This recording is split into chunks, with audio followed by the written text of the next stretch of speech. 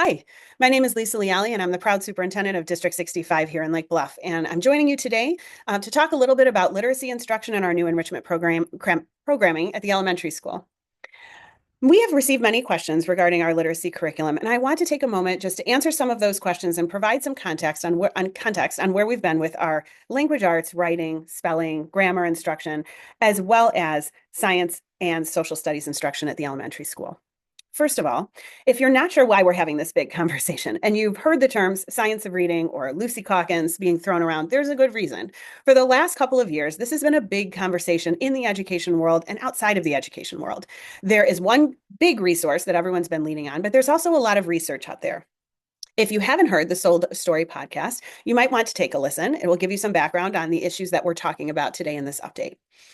First, I want to let everyone know that we have been a district that invested very heavily in Lucy Calkins' program called Units of Study. We started that quite some time ago when many other districts were moving to this program. And we heavily invested in professional development and supporting our teachers because in our district, we truly believe that investment in teachers is our biggest priority. However, as you've heard in the podcast or seen in articles, there were some deficiencies in that program that didn't address foundational principles of learning to read, primarily including phonics and phonemic awareness. There are other aspects, but those were big ones. So I want to assure you that actually District 65 in 2019, before I arrived, began moving away from the units of study and towards integrating more phonics and phonemic awareness instruction in the younger grades. Actually, we have always had a program that we've used for that. It's called Haggerty, and we have since 2019 expanded that program to ensure that all of our students have a solid foundation in phonics and phonemic awareness in the young grades. We continue to have the primary goal of investing in our own teachers, training and support. So since 2019, and primarily since sort of the end of the pandemic, because we weren't able to do much of this work until that was kind of in the rear view, we have invested a lot in professional development. So our younger teachers, our primary teachers, have been able to take advantage of letters training and take flight training, both aligned to science of reading as well as instructional strategies for students with dyslexia. We also, this year, began 90 minutes of focused professional development every week for our elementary teachers, focused specifically on English language arts and math, because as you may know, our enrichment teachers took over science and social studies, relieving our classroom teachers of needing to worry about teaching those subjects. Rest assured, the 90 minutes of social studies that students are having within that weekly time slot is equal to or greater than the amount of science and social studies that they had in the past.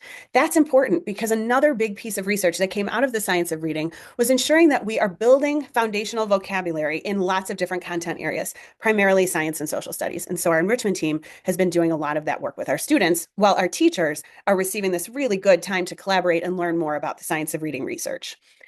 During that time, our teachers are also collaborating on unit design and lesson planning in an understanding by design framework, which incorporates big ideas, essential questions, and standards of instruction, all within a unit that is highly engaging and makes sure that kids understand the skills and have the knowledge they need in order to progress to the next level.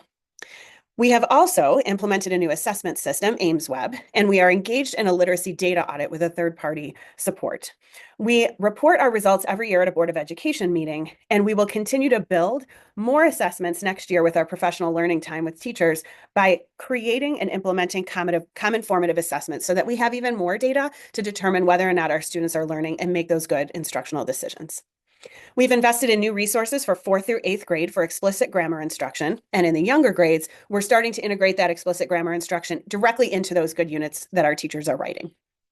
We are working on consistency in the area of spelling. This is one of those pieces that we continue to try to talk about. What is the most effective way to help students spell and apply the spelling into their writing and everyday life? So that more information will be coming on soon. As I said, the science of reading advocates for more vocabulary building to reduce what's they're being called knowledge gaps. This is being accomplished, again, through more explicit and hands-on instruction in social studies and science at all grade levels, including at the middle school. More information will come on that in the next coming months. I want to be clear about the results that we're seeing. Last year, 85% of our students in 3rd through 8th grade met their growth and or achievement targets on IAR or MAP testing, which means we know we're on the right track. We don't want any student to fall behind. We also know that some of our students have some pretty significant learning challenge. And so all that professional development and collaboration time and training that we're providing to our teachers is meant to support those students who need more than we've been giving them.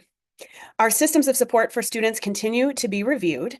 After our enrichment audit last year with Northwestern Center for Talent Development, we've implemented our school-wide enrichment program, which is our elementary social studies and science program, and have been working this year on creating a really robust Tier 3 support for students who need more, specifically for our gifted and talented students. We're developing some really specific criteria, and we will be putting that information out for parents in the coming months.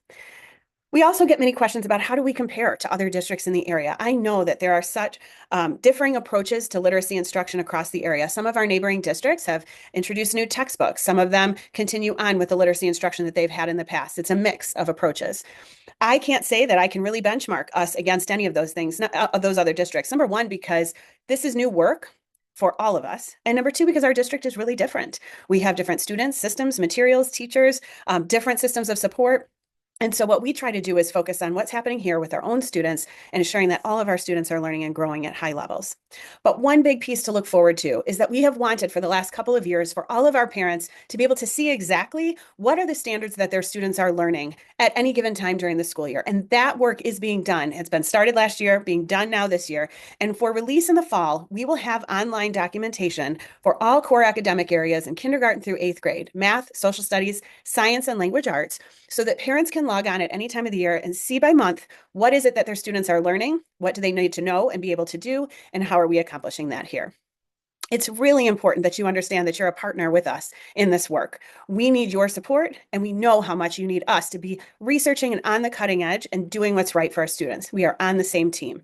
So please continue to support reading with your students at home. If that's in another language, do that too. We want our students to maintain their home language, to become bilingual if they can. And we support that as well as much as we can through our Spanish language programming and our French language programming. So with that, I just appreciate you being here, listening today. And if you have more questions or any questions for us or feedback or suggestions, please reach out to your child's teacher, your child's principal, or me. We're always willing to take your feedback and try to improve. Thanks so much. Every student, every day, Lake Bluff, that's what we're here for. Take care.